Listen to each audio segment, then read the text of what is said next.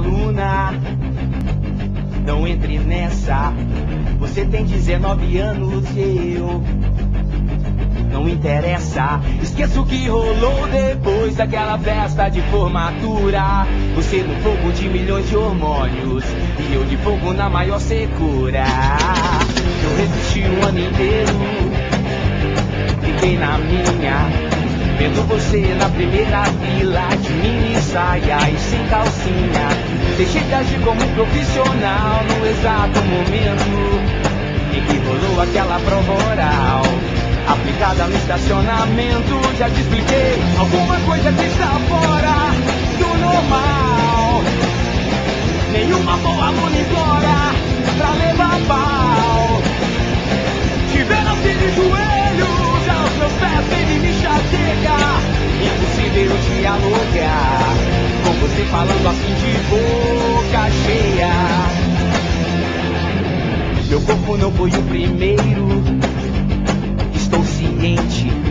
Antes de mim você deu prazer a outro corpo, o corpo docente. O que explica sua nota 100 em botânica e literatura. Menina, te conheço bem, já explorei toda a sua cultura. Nós não precisamos ser perfeitos. Me guarde na sua lembrança, na minha vou guardar seu par de peitos. Eu tenho filhos, tenho mulher e não quero ter uma segunda. Por isso se você me vir com ela, não belisque mais a minha bunda. Vou repetir, alguma coisa que está fora do normal. Nenhuma boa aluna implora pra levar pau. Tiveram-se de joelhos aos meus pés, ele me chateia. Impossível dialogar com você falando assim, de boca cheia.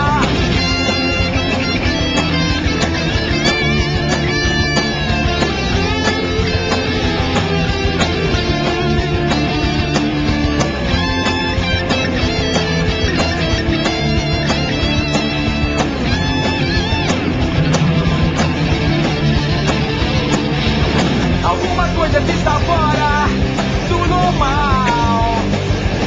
Nenhuma boa aluna implora pra levar pau. Maior que não é a verdade, que não quer se calar. O que eu te ensinei é muito bom, mas não é matéria de vestibular.